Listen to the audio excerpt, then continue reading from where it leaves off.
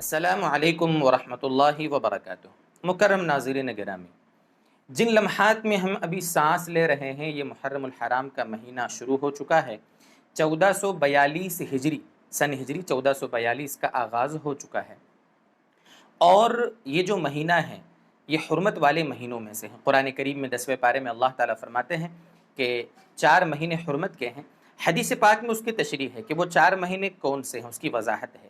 اللہ کے نبی صلی اللہ علیہ وسلم فرماتے ہیں کہ ذی قعدہ، ذی الحجہ اور محرم، یہ 3 مہینے تو لگاتار ہیں، اور ایک رجب کا مہینہ۔ ان 4 مہینوں کی اللہ تعالیٰ کے یہاں بڑی عزت ہے، بڑا مقام ہے۔ ان کا احترام بنسبت دوسرے مہینوں کے زیادہ کرنے کا حکم ہے۔ یہی مطلب ایک ہے جو علماء نے حرمت والے ہونے کا بتایا ہے۔ اور اس مہینے کے احترام کا تقاضا یہ ہے کہ ہم دیگر مہینوں کے مقابلے میں ان مہینوں میں گناہوں سے اپنے آپ کو زیادہ بچائیں، روزوں کا، نفلی عبادات کا، صدقات کا اہتمام بنسبت دوسرے مہینوں کے زیادہ کریں۔ ویسے تو پورے سال ہمیں گناہوں سے بچنا ہے، پورے سال نیک اعمال میں آگے بڑھنے کی کوشش کرنا ہے، لیکن اس مہینے میں اور ان 4 حرمت والے مہینوں میں خاص طور سے اللہ تعالیٰ کی عبادت کرنا ہے۔ آج مجھے اس مہینے میں روزوں کے بارے میں کیا احکامات ہیں وہ آپ کے سامنے عرض کرنا ہے۔ حدیث پاک ہے، مسلم شریف کی روایت ہے، اللہ کے نبی صلی اللہ علیہ وسلم کا فرمان ہے، روایت کا نمبر ہے 1163۔ اللہ کے نبی صلی اللہ علیہ وسلم فرماتے ہیں افضل الصیام بعد رمضان شہر اللہ المحرم، کہ اللہ تعالیٰ کے نزدیک رمضان کے مہینے کے بعد افضل ترین جو روزے ہیں وہ محرم الحرام کے مہینے کے روزے ہیں۔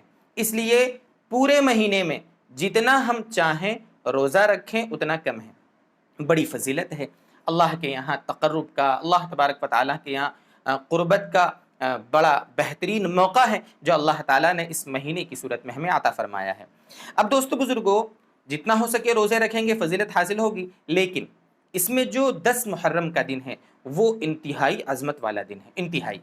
نبی اکرم صلی اللہ علیہ وسلم کی بعثت سے پہلے ہی یہود و نصارہ اس مہینے اس دن کا، عاشورے کے دن کا بڑا اہتمام کرتے تھے۔ چونکہ حضرت موسیٰ علیہ السلام کو اللہ تبارک و تعالیٰ نے جو فرعون اور اس کی قوم سے نجات عطا فرمائی تھی وہ عاشورہ کا ہی دن تھا، اس لیے یہود و نصارہ اس دن روزہ رکھتے تھے۔ ان کے دیکھا دیکھی قریش مکہ بھی اس دن کا بڑا اہتمام کرتے تھے۔ علماء نے تاریخ کی کتابوں میں لکھا ہے کہ کعبے کا جو غلاف بدلا جاتا تھا وہ یہی عاشورے کا دن ہوا کرتا تھا۔ نبی اکرم صلی اللہ علیہ وسلم نے بھی اس دن کا اہتمام کرنے کا باقاعدہ حکم دیا۔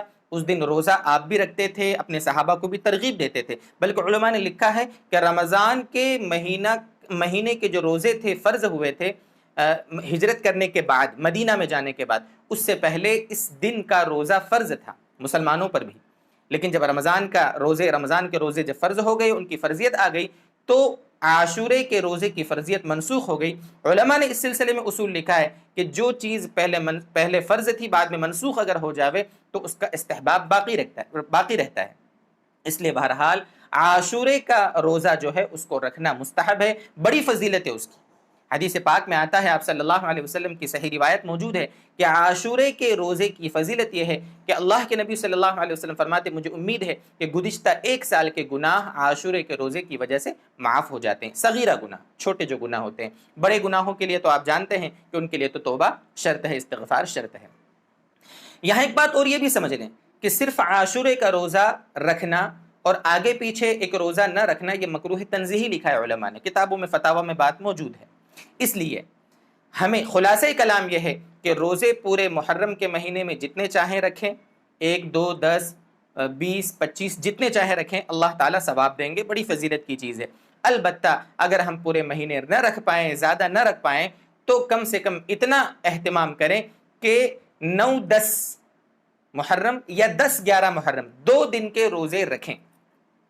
اصل میں اللہ کے نبی صلی اللہ علیہ وسلم کے زمانے میں ایک ہی روزہ یا عاشورے کا رکھا جاتا تھا، لیکن آپ صلی اللہ علیہ وسلم کو جب پتہ چلا کہ یہود و نصارہ بھی اس دن روزہ رکھتے ہیں تو آپ صلی اللہ علیہ وسلم نے فرمایا کہ میں اگر آئندہ سال زندہ رہا تو میں اس 10 کے ساتھ ایک دن کا مزید روزہ رکھوں گا، یعنی 9، 10 یا 10، 11۔ یہ علماء نے اس کی تشریح میں لکھا ہے۔ اس لیے 9 تاریخ، 10 تاریخ کا روزہ 2 روزے رکھ لیں، یا 10 اور 11 کو اس طرح 2 روزے رکھ لیں، تاکہ اللہ کے نبی صلی اللہ علیہ وسلم کی جو تمنا تھی، جو خواہش تھی، اس پر عمل بھی ہو جاوے، اور آج تک علماء نے اور محدثین نے اور فقہاء نے جو فرمایا ہے اس پر بھی عمل ہو جاوے۔